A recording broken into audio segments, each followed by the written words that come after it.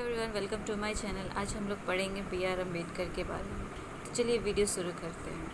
B are Ambedkar का जन्म 14 अप्रैल 1891 महू, जो कि मध्य प्रदेश में है, वहाँ पर हुआ।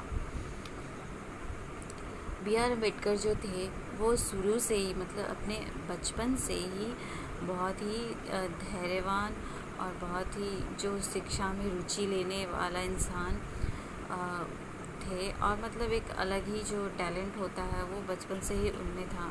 अद्वितीय प्रतिभा थी उनमें। पढ़ने की बहुत ललक थी, आगे बढ़ने की बहुत ललक थी।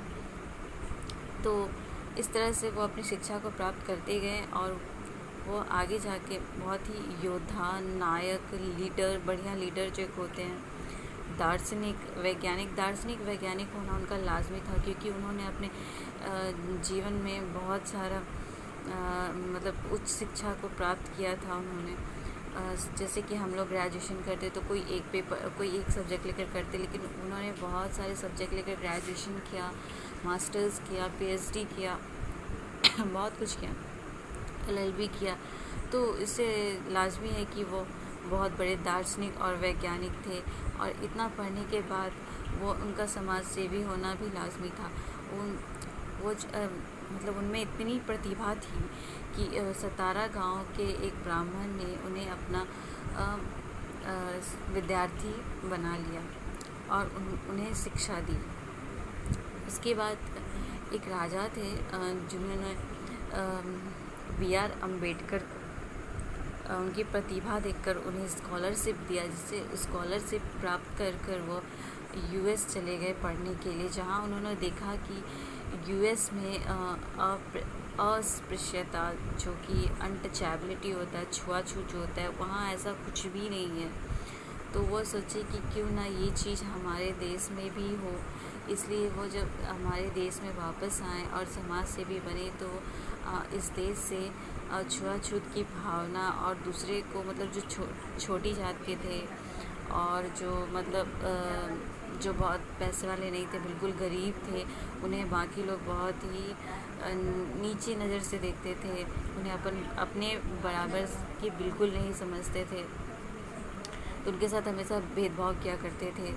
तो वो चाहते थे कि वो ये भेदभाव ख़त्म हो जाए और उनका पूरा जीवन इसी चीज़ में मेन उनका टारगेट यही था कि वो अपने जीवन में इस चीज़ को हमारे देश से ख़त्म कर सके।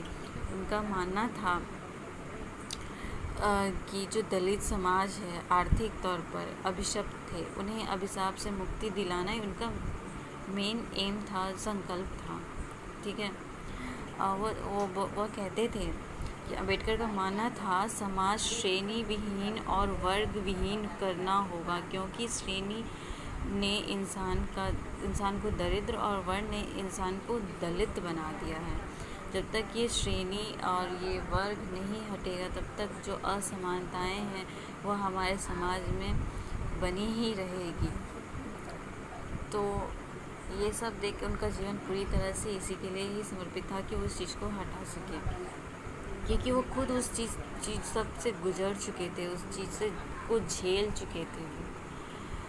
तो और जब हमारा संविधान बनने वाला था तो सबने देखा कि ये इतने प्रतिभावान हैं बी आर अम्बेडकर जी, इन्होंने इतनी शिक्षा ग्रहण की है, तो क्यों ना हमें इन्हें ड्राफ्टिंग कमेटी का हेड बनाना चाहिए। तो उन्हें ड्राफ्टिंग कमेटी का हेड बनाया गया। फिर उन्होंने कॉन्स्टिट्यूशन का फ्रेमिंग किया, उन्हें बनाया।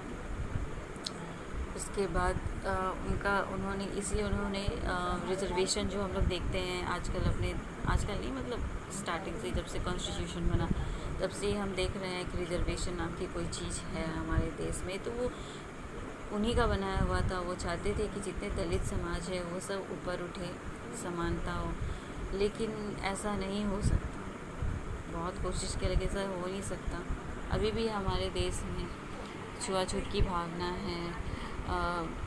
बड़ा आदमी, छोटा आदमी, जिसके पास बहुत पैसा है, जिसके पास कम पैसा है, बहुत अंतर है, बहुत ज़्यादा अंतर है। तो ये चीज़ अभी भी ख़त्म नहीं हुआ। खैर, ये अलग बात है। लेकिन बी आर अम्बेडकर को जो था मधुमेह, जो कि डायबिटीज़ होता है, उसका बीमारी था, इसी वजह से वो उनका डेथ हो गया। और उसके बाद 1990 में उन्हें सर्वोच्च सर्वोच्च मानव नहीं, मतलब भारत रत्न जो होता है मरणोपरांत, पोस्टमसली जो बोलते हैं, 1990 के बाद उन्हें ये पुरस्कार प्रदान किया गया। सो ये था बी आर अम्बेडकर के बारे में। नेक्स्ट टॉपिक पे नेक्स्ट वीडियो बनाते हैं और मिलते हैं।